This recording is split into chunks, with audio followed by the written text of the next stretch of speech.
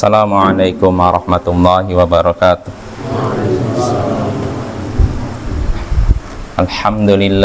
Alhamdulillahil aliyyil arfaqi wa jami'il asya'i wal mufarriqi dhin ni'amil wasi'atil ghazirah wal hikamil bahiratil katsirah. Thumma assalatu ma'a salamin daimi ala rasulil khurasyil khatami wa alihi wa sahbihil abrar al-haizi maratibil fakhar. Amma ba'd. Ayyuhal ikhwah wal akhwat, al-aba wal ummahat, a'azzani wa a'azzakumullah. Saudara-saudariku, bapak-bapak dan ibu-ibu yang semoga dimuliakan oleh Allah, kita bertemu kembali di malam Senin untuk mengkaji pembahasan akidah dan akhlak menggunakan kitab Masail Jahiliyah allati khalafa fiha Rasulullah sallallahu alaihi wasallam ahlal jahiliyah. Masalah-masalah jahiliyah, sifat-sifat jahiliyah yang mana Rasulullah sallallahu alaihi wasallam menyalahi atau menyelisihi orang-orang jahiliyah dalam hal tersebut. Karya Syekhul Islam Mujaddidud Da'wah Muhammad bin Abdul Wahhab bin Sulaiman At-Tamimi rahimahullahu ta'ala. Ya, pada pertemuan sebelumnya kita sudah masuk sifat jahiliyah yang ke-10 ya. Kita baru mulai, kalau tidak salah waktunya sudah keburu habis. Jadi masalah ke-10 ini, Bapak dan Ibu-ibu yang semoga dimuliakan oleh Allah, al-istidlalu ala butlanid din biqillati afhami ahlihi wa adami hifdhihim ka qauli badiyar ra'. Berdalil, beralasan tentang batilnya suatu ajaran, beralasan tentang batilnya suatu ajaran dengan sedikitnya pemahaman pengikutnya, dan mereka tidak menghafal, artinya tidak punya hafalan. Jadi ini sifat jahiliyah. Jadi mereka beralasan tentang batilnya suatu ajaran karena pengikutnya pemahamannya rendah dan tidak memiliki hafalan, tidak bisa menghafal. Kaqaulihim, sebagaimana perkataan mereka, badiyar ra'i, mudah percaya. Maksudnya seperti ucapan kaumnya Nabi Nuh ketika menolak Nabi Nuh. Mereka berkata, wa ma naraka taba'aka illa alladziina hum aradiluna badiyar ra'i. Kami tidak melihat orang-orang yang mengikutimu wahai Nuh kecuali orang-orang yang rendah di antara kami. Jadi pengikut Nabi Nuh dipandang orang-orang yang rendah di antara kami, badiyar ra'i, mudah percaya. Artinya kurang cerdas lah gitu Bapak, istilah bahasa singkatnya gitulah, kurang cerdas, dungu kalau bahasa kasarnya mungkin kayak gitu. Jadi artinya apa? Sifat jahiliyah yang ke-10 ini artinya orang-orang jahiliyah menuduh orang yang berpegang pada kebenaran bahwa mereka ini tidak punya pemahaman dan tidak punya hafalan. Nah itu maksudnya gitu. Jadi mereka kalau misalkan ada orang pembawa kebenaran, menganggap kamu ini yang ikuti kamu, pertama orang-orang rendahan, kedua kurang cerdas, ini yang ngikutin kamu kurang cerdas, dan juga tidak bisa menghafal, karena itu ajaran kamu salah. Jadi mereka menilai sesuatu sebagai salah dilihat dengan cara apa? Dengan menuduh apa? Pengikutnya, orang yang ikuti ajaran tersebut adalah orang-orang yang tidak cerdas. Nah itu. Jadi tidak cerdas menurut mereka tentu saja ya, bukan menurut Allah ya. Nah jadi itu Bapak. Jadi mereka menuduh orang yang berpegang pada agama yang sebenarnya, dianggap orang tersebut orang yang pemahamannya rendah dan tidak bisa menjaga agama atau kurang hafalan mereka. Nah itu sifat jahiliyah yang ke-10 ya. Kita baca syarahnya, penjelasannya. Kalau tadi kan masih umum, penjelasannya mungkin di sini kita baca penjelasan Syekh Shalih Al Fauzan terhadap penjelasan atau poin tadi ya. Jadi kata Syekh sini, qala Syekh hafizahullah, mimma dzakarahum an qaumi nuhin qaulahum wa ma naraka taba'aka illa alladziina hum aradiluna ay ad-du'afa badiya ra'yi ay alladziina laysa 'indahum faham. Di antara kisah yang Allah sebutkan tentang kaum Nabi Nuh, di antara kisah yang Allah sebutkan tentang kaum Nabi Nuh, yaitu perkataan mereka, kami tidaklah melihatmu wahai Nuh, kami tidaklah melihat orang-orang yang mengikutimu kecuali mereka itu orang-orang rendah di antara kami. Artinya orang-orang lemah, badiyar ra'i, dan mudah percaya. Artinya orang yang kurang cerdas yang ngikutin kamu ini Nuh, wahai Nuh, bukan orang cerdas, orang yang ketika kamu ngomong langsung percaya. Ini kata mereka begitu. Ai alladzina laysa indahum faham. Maksudnya mereka ini tidak punya pemahaman. Tidak punya pemahaman artinya apa ya? Kurang cerdas Bapak ya. Bahasa singkatnya gitu aja lah. Fayu'ayyiruna atba'ar rusul bi anna ma 'indahum fahmun wala hadqun lil umur wala 'indahum bu'dun nazar. Mereka kaumnya Nabi Nuh ini mencela para pengikut Rasul dengan perkataan bahwa mereka pengikut Rasul ini tidak punya pemahaman, tidak cerdas dalam menilai sesuatu, dan tidak punya pandangan yang jauh. Kesimpulannya apa? Bodoh gitu aja istilahnya. Mereka nganggap orang pengikut Rasul itu bodoh. Nah gitu. Ini kebiasaan jahiliyah. Mereka nganggap orang yang mengikuti Rasul adalah orang bodoh, mengikuti wahyu adalah orang bodoh. Terus yang cerdas itu apa? Ya mereka nggak mau terikat wahyu pokoknya. Nah, wahada kata Syekh ini, wahada ma yatabajjahu bihi katsirun minal fasaqati wa a'da'ullahil yaum yatanaddaruna minal muslimin wa min ulama'il muslimin bi annahum ma 'indahum fahmun wala bu'dun nazar wa yatanaqqasunahum bihadzal firyah. Nah, ini. Jadi inilah tadi, jadi kan mereka orang-orang jahiliyah menuduh pengikut para rasul adalah orang yang tidak punya pemahaman, tidak cerdas, tidak punya pandangan jauh. Dan kata Syekh Shalih Fauzan ini, inilah yang dibanggakan oleh banyak orang-orang fasik dan musuh-musuh Allah pada hari ini, pada zaman ini. Mereka nganggap remeh kaum muslimin dan nganggap remeh ulama kaum muslimin dengan alasan apa? Ma'indahum faham. Mereka orang-orang para ulama itu nggak punya pemahaman, wala bu'du nazar, dan tidak punya pandangan yang jauh.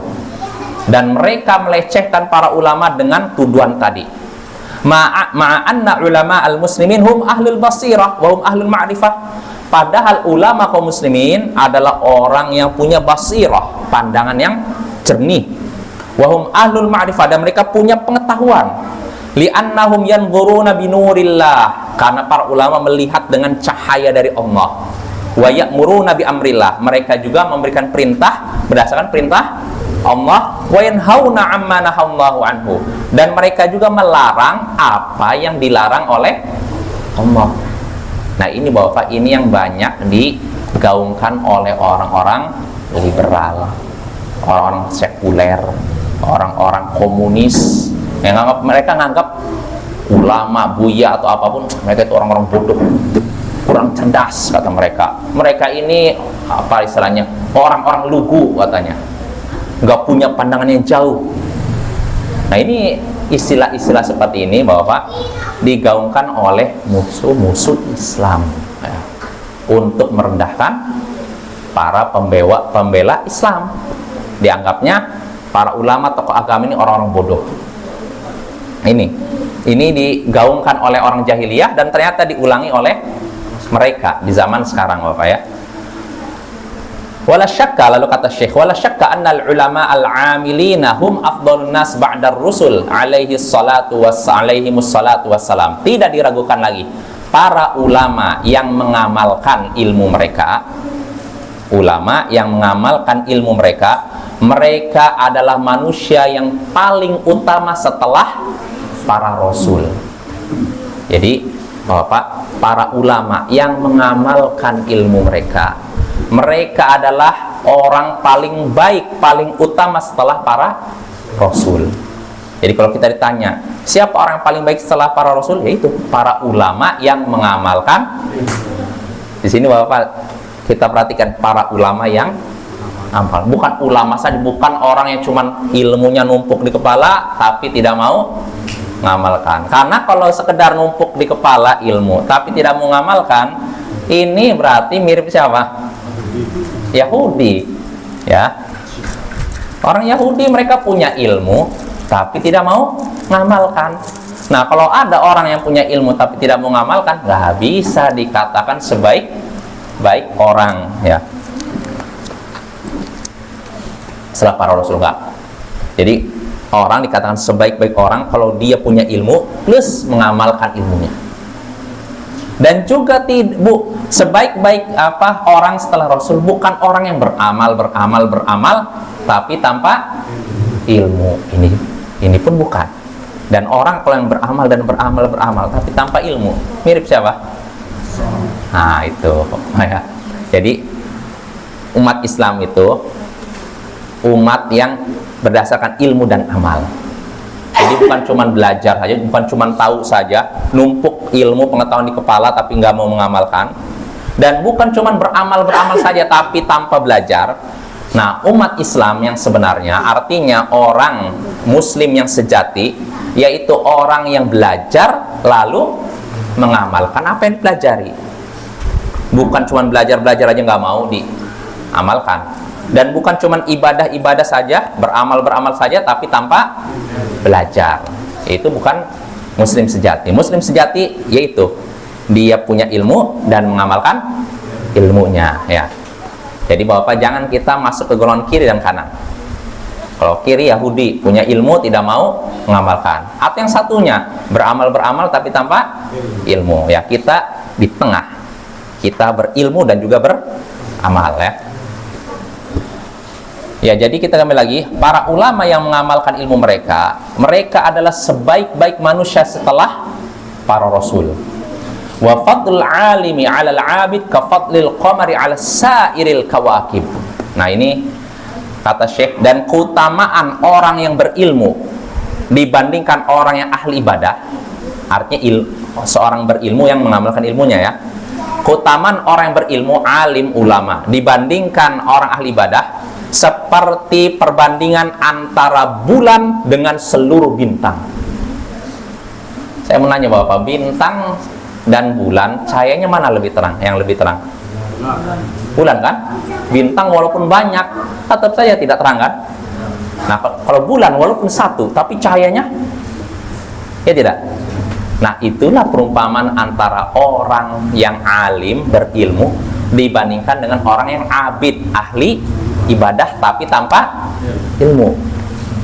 Ya, jadi perbandingannya seperti bulan dengan bintang-bintang. Sangat tidak sebanding. Dan Syekh ini menyebutkan ucapan ini berdasarkan hadis Nabi. Jadi yang kalimat yang beliau sebutkan ini berdasarkan hadis Nabi. Hadis dalam Sunan Abu Daud atau Tirmidzi, gitu, ya. Hadisnya masyhur. Nah, itu Bapak, ya. Lalu kita lanjut. Fala yatanaqqasul ulama wa yattahimuhum biqasrin nazar wa adamil fahm illa man huwa syabihun bi ahlil jahiliyah.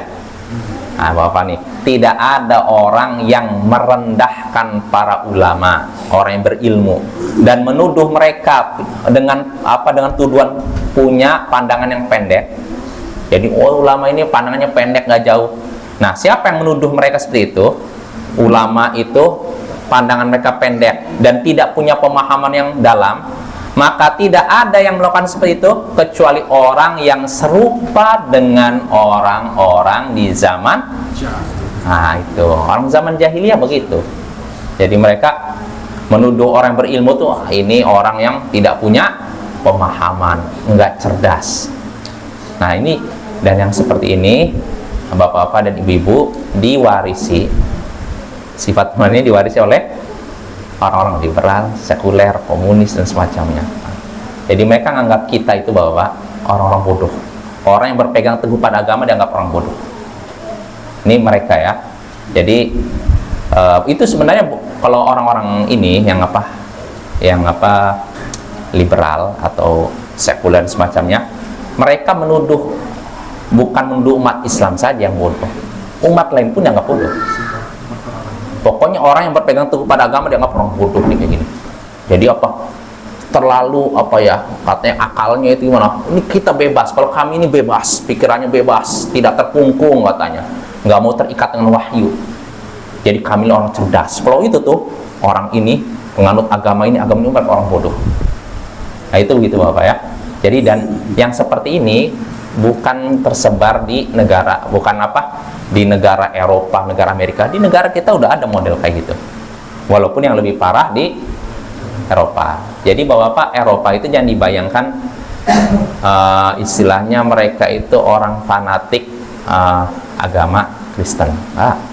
Banyak di antara mereka yang pemikirannya liberal, beranggapan sebagian menyatakan semua agama benar, dan sebagian menyatakan semua agama salah. Dan yang banyak seperti itu, yang anti agama. Banyak di Eropa seperti itu Bapak ya, yang anti agama. Ya, kalau tadi kalau liberal mungkin nggak pakai ini ya, tapi yang lawannya liberal, yang berpendapat istilahnya apa ya? Kalau bahasa kata teman saya, free thinker. Free thinker itu artinya pemikir bebas. Inti ateis, anti Tuhan. Jadi mereka itu nganggap orang yang penganut agama itu dianggap orang bodoh. Dan seperti itu banyak di Eropa, di Amerika, dan mulai ada di Indonesia juga Bapak ya. Saya dapat faedah ini dari teman saya, orang Belanda asli, bule.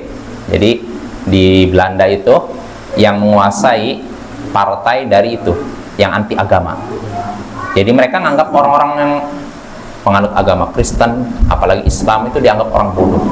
Jadi yang cerdas itu apa? Mereka yang tidak terikat dengan yang mendewakan itu. Nah itu serupa dengan orang jahiliyah ya. Orang jahiliyah kan menganggap orang yang berpegang teguh pada agama dianggap orang bodoh ya.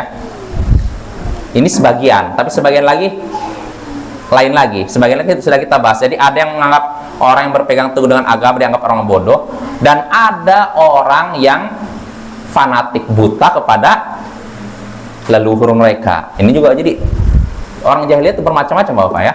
Jadi tidak cuma satu golongan ya. Kita lanjut. Wa biqaumi Nuhin. Kita lanjut lagi tadi, wa biqaumi Nuhin. Nah, wa qaumu Nuhin alladzina yasifuna atba'ar rusul bihadzal wasf liyanfirun nas anhu. Nah, jadi mereka juga Syekh juga menyebutkan bahwa kaum Nuh juga menggambarkan pengikut para rasul dengan sifat tadi. Tujuannya apa? Supaya masyarakat lari dari para rasul. Dibilang, wah ini orang-orang pengikut Nuh, ini orang-orang yang bodoh, tidak cerdas, mudah percaya. Wa hadza ya'ti ala alsinatin nas, alsinati ba'din nasil yaum. Dan ini beredar di lisan sebagian orang di zaman sekarang. Ucapan tadi bahwasanya para ulama itu orang yang tidak cerdas, tidak punya pemahaman yang mendalam, ini mengalir pada lisan sebagian orang di zaman sekarang. Maksudnya diucapkan oleh sebagian orang zaman sekarang. Yaqulun, mereka berkata, haula'il ulama ulama haidin wa nifas. Sebagian orang berkata, mereka itu ulama-ulama haid dan nifas. Ini mirip dengan ahli jahiliyah. Maksudnya apa? Bahas masalah fikih nggak ngerti, masalah umat nggak ngerti. Mereka itu ulama haid dan nifas. Nah, ini mirip. Atau ulama ahkam al-istijmar. Mereka itu ulama-ulama yang cuma ngerti urusan cebok saja. Istijmar tanya cebok dengan batu. Wah, mereka itu ulama yang cuma ngerti urusan cebok saja. Wa ulama ujuziyat, mereka itu ulama yang ngerti masalah apa bagian kecil aja. La ya'rifuna fiqhal waqi', mereka tidak tahu tentang fiqhul waqi'. Fiqhul waqi' itu artinya bukan fiqh kontemporer, apa kenyataan, kenyataan yang ada di dunia sekarang ini ya. Wa fiqhul waqi' indahum umur siyasa wa thawra 'alal ulat. Dan fiqhul waqi' menurut mereka yaitu perkara politik dan menggulingkan kekuasaan. Itu aja yang dimaksud fiqhul waqi'. Bukan bagaimana memahami kenyataan dengan Al-Quran hadis, tapi bagaimana menjatuhkan penguasa. Nah ini serupa dengan orang jahiliyah. Jadi nganggap ulama itu cuma ngerti haid dan nifas, ngerti masalah cebok, nggak ngerti masalah umat, istilahnya gitu Bapak. Ya, maka ucapan-ucapan seperti ini harus diluruskan. Nah itu sifat ke-10 yang disebutkan Syekh, yaitu mereka orang jahiliyah menuduh orang yang berpegang teguh dengan agama dengan tuduhan mereka punya pemahaman yang rendah, ya, artinya tidak cerdas. Itu masalah 10. Kita masuk masalah berikutnya. Kata Syekh sini, ini ada dua masalah Bapak ya. Tadi kan sifat yang 10 kan. Nah sekarang disebutkan sifat, langsung dua sifat. Sifat 11 dan sifat ke-12. Kata Syekh sini, al-istidlalu bil qiyasil fasidi ka qaulim in antum illa basyarum mithluna. Inkarul qiyasis sahih wal jami' li hadza wa ma qablahu adamu fahmil jami' wal fariq. Sifat jahiliyah yang ke-11 dan 12, mereka berdalil atau beralasan dengan kias yang rusak. Kias itu analogi yang rusak. Analogi Bapak artinya menyamakan sesuatu dengan sesuatu karena ada keserupaan antar satu ini dengan ini. Nah, ini namanya kias. Jadi orang jahiliyah mereka berargumen dengan kias yang rusak, analogi yang rusak. Maksudnya apa? Nanti insya Allah kita bahas. Seperti contoh ucapan mereka, kalian ini wahai para rasul manusia seperti kami, kan itu kalian tidak bisa diterima. Nah ini mereka menolak wahyu dengan menyatakan kamu yang menyampaikan wahyu manusia, saya manusia, karena itu nggak ada bedanya kamu dengan kami, karena itu kami tidak menerima kamu. Nah itu Bapak ya. Inkarul qiyas sahih. Pertama mereka beralasan dengan analogi yang rusak. Kedua mereka mengingkari analogi yang benar, kias yang benar. Maksudnya apa? Kita bahas ya Bapak ya. Jadi gini, ini masalah yang ke-11 dan 12. Jadi orang jahiliyah mereka berdalil dengan kias yang rusak. Kias sekali lagi Bapak, analogi. Analogi itu menyamakan sesuatu yang tidak ada dengan sesuatu yang ada karena ada kesamaan, keserupaan. Ya, contohnya kalau saya mau ngasih kias gini Bapak ya. Contohnya kalau ditanya apa hukum konsumsi narkoba? Apa hukumnya? Hanif. Boleh, wajib, sunnah, mubah. Haram. Mana ayatnya, ada nggak? Nggak ada. Hadisnya yang menyatakan haramnya narkoba, haramnya misalkan la tashrab apa, misalkan sabu-sabu, ada ayatnya. Hadisnya ada. Loh, terus bisa tahu haram dari mana? Kan nggak ada ayatnya, nggak ada hadisnya. Gimana nih? Ali, ada ayat yang menyebutkan jangan, misalkan la tashrabu sabu-sabu, jangan kalian makan sabu-sabu, ada? Ada? Nggak ada? Atau hadisnya ada? Loh, kok apa hukum konsumsi sabu-sabu? Boleh berarti? Haram. Dari mana tahu haram? Ada ayatnya? Hah? Ada ayatnya nggak? Pertama ada nggak ayat yang berbunyi jangan mengonsumsi sabu-sabu? Atau hadisnya ada nggak? Nabi berkata kepada sahabatnya, jangan kalian mengonsumsi sabu-sabu. Ada. Sebagaimana tahu itu haram? Kias gimana maksudnya? Coba terangkan.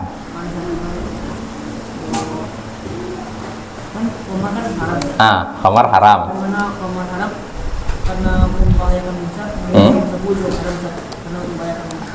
Itu kita bisa menyatakan mengonsumsi sabu-sabu, morfin, ekstasi dan semacamnya haram bukan berdasarkan ayat Al-Quran, karena tidak ada ayat yang bunyinya seperti itu kan.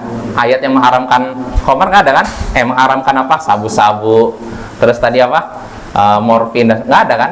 Hadis juga tidak ada. Terus bisa tahu dari mana kita bahwa itu haram? Berdasarkan qiyas, analogi. Artinya apa?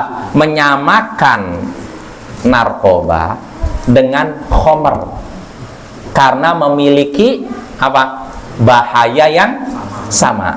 Sebagaimana khamr, minuman keras, bisa merusak akal dan badan, maka begitu pula narkoba bisa merusak akal dan badan. Sebagaimana minuman keras diharamkan karena bisa merusak akal dan badan, maka begitu pula narkoba bisa apa? Diharamkan karena bisa apa? Merusak akal dan badan. Ini namanya qiyas, analogi.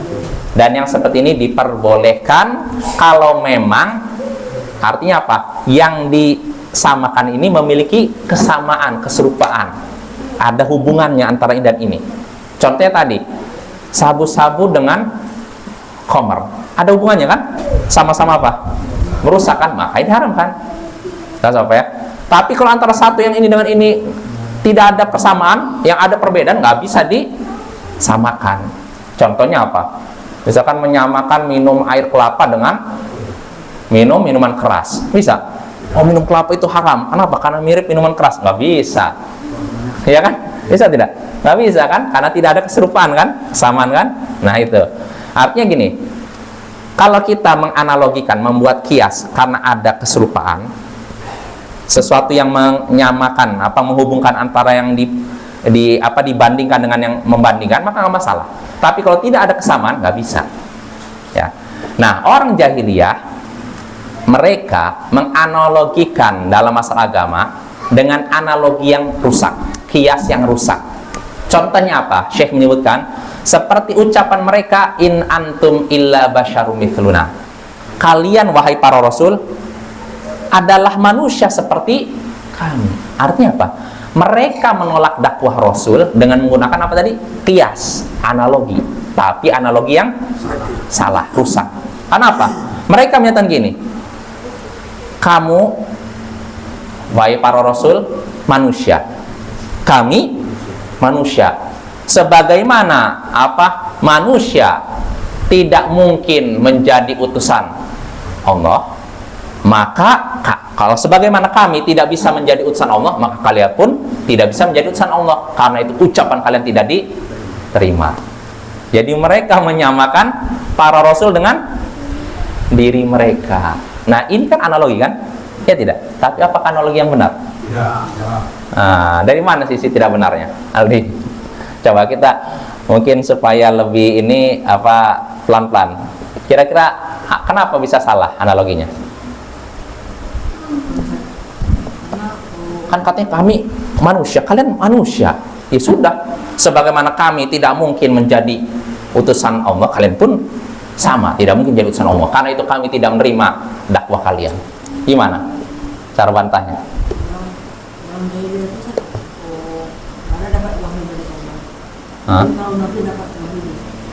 Ya jawabannya tentu beda ya.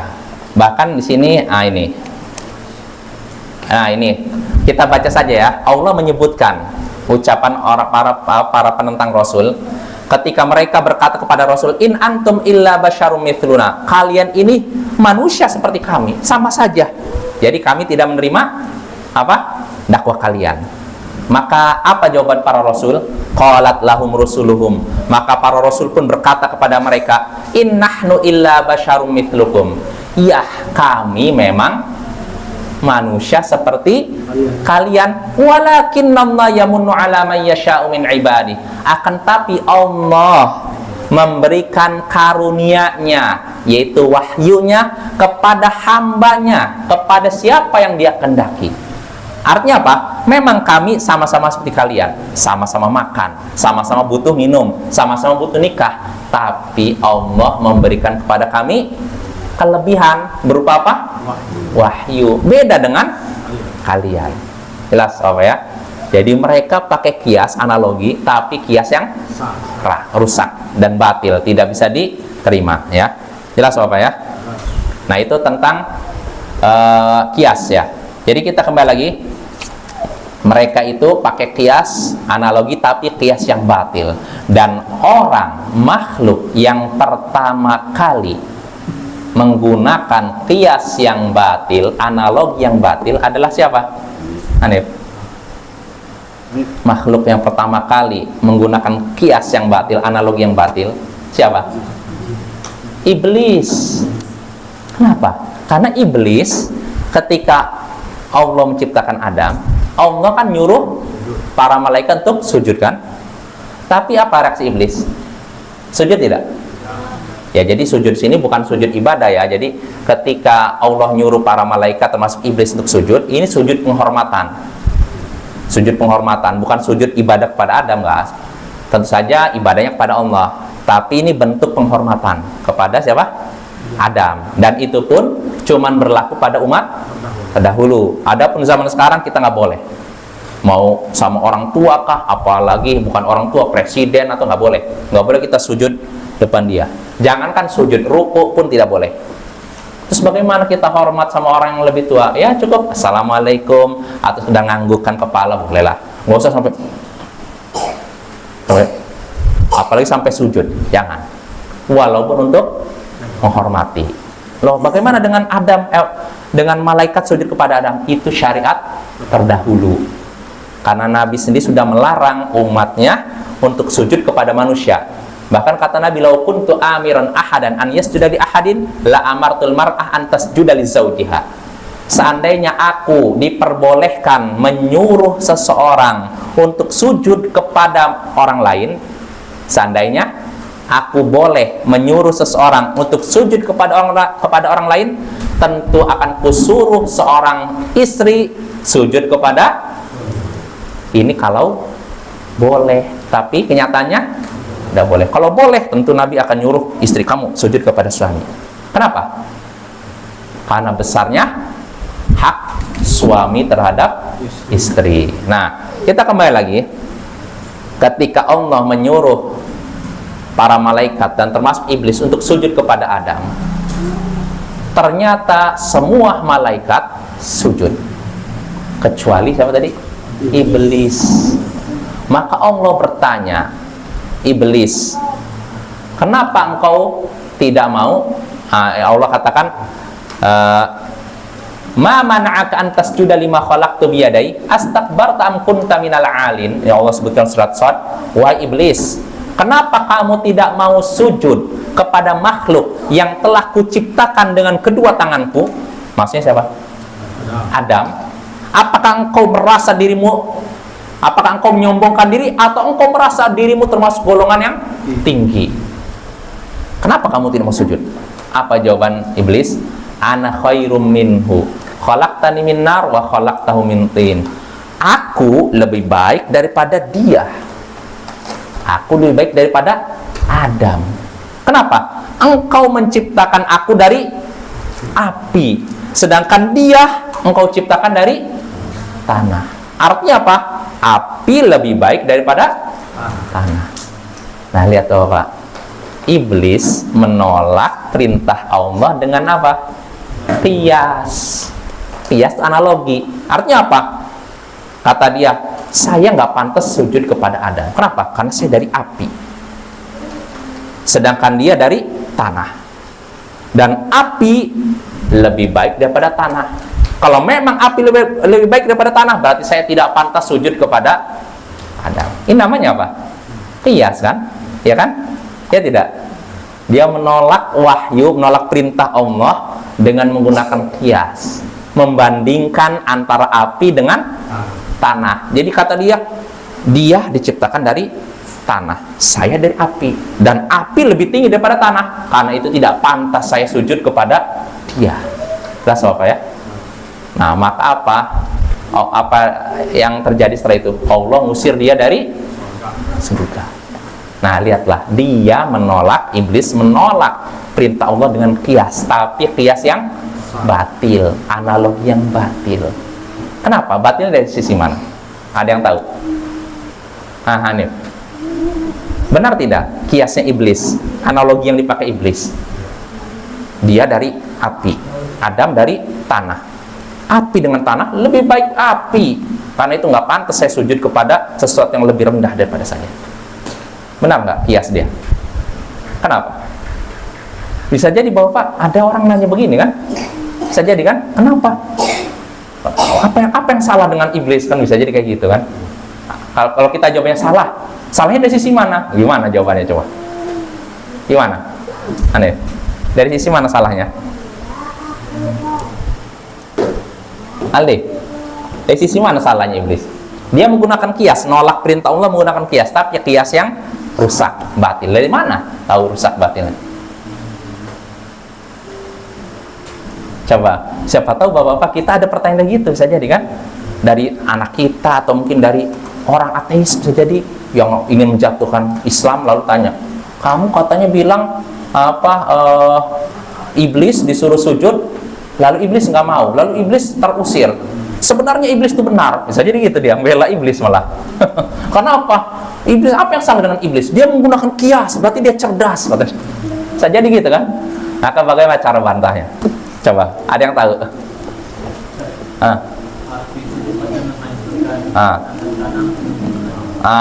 Itu. Tapi sebelum jawab itu, kita jawab dengan jawaban pertanyaan Bapak ya.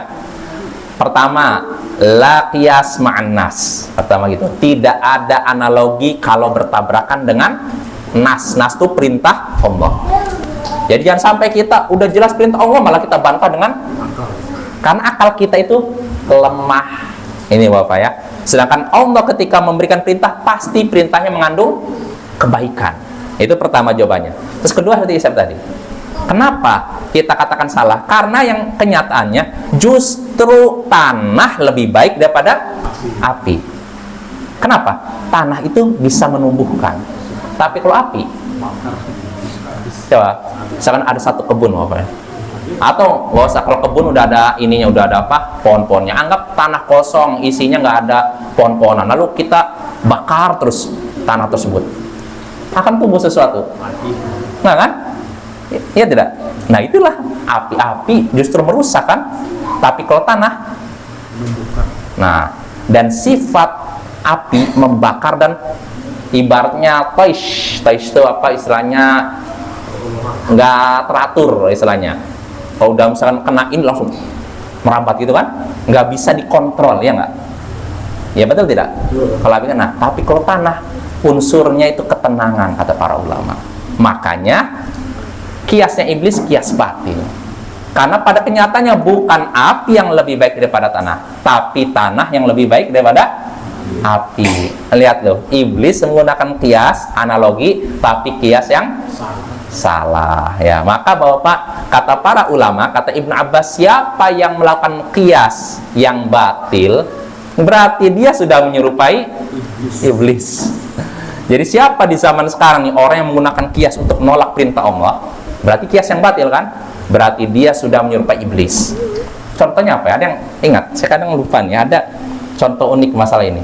Jadi ada sebagian orang nolak ayat atau hadis tapi menggunakan kias. Apa contohnya? Nggak teringat kadang kalau kayak gini. Ya nantilah, kapan-kapan insya Allah kita bahas Bapak ya. Jadi ada sebagian orang menolak ayat Al-Quran atau hadis menggunakan kias, membandingkan sesuatu dengan sesuatu yang ada, padahal tidak ada hubungannya antara yang dibandingkan dengan yang membandingkan. Jelas Bapak ya? Nah, kata Syekh sini, wa hadza qiyasun fasid. Jadi iblis tadi itu menggunakan analogi, tapi analoginya salah, rusak. Li'anna nar laysat khairan natin, karena api tidak lebih baik daripada tanah. Balitinu khairun nar. Justru tanahlah yang lebih baik daripada api. Li'anna nara muhriqatun mutlifatun lil asya. Karena api bisa membakar dan merusak sesuatu. Ya tidak? Ya kan? Amatin fawayun bitul asya wal budur. Sedangkan tanah itu bisa menumbuhkan sesuatu. Ya tidak? Termasuk benih-benih di situ. Wa fihi khairun linnas, dan dalam tanah juga terkandung kebaikan. Falau dhahabna ilal qiyas laqulna at-tinu khairun nar. Kalau kita mau pakai kias nih, tentu kita katakan tanah lebih baik daripada api. Ya tidak? Tapi yang jadi patokan sebenarnya bukan kias.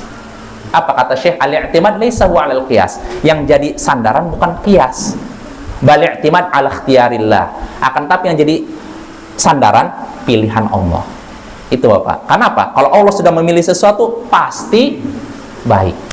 Jadi Bapak sandarannya sebenarnya bukan kias, tapi pilihan Allah. Karena apapun yang dipilih Allah pasti baik, pasti benar. Jelas Bapak ya? Walaupun kalau kita mau dirinci tadi, iblis menggunakan kias untuk menolak perintah Allah, tapi kiasnya salah karena tanah lebih baik daripada api dengan alasan begini dan begitu. Ya mungkin gitu Bapak ya. Insya Allah pada pertemuan berikutnya kita lanjut lagi pembahasan masalah ini nih. Masalah kias ini penting Bapak ya. Insya Allah kita lanjutkan pada pertemuan berikutnya. Subhanakallahumma bihamdik asyhadu an la ilaha illa anta astaghfiruka wa atubu ilaik. Assalamualaikum warahmatullahi wabarakatuh.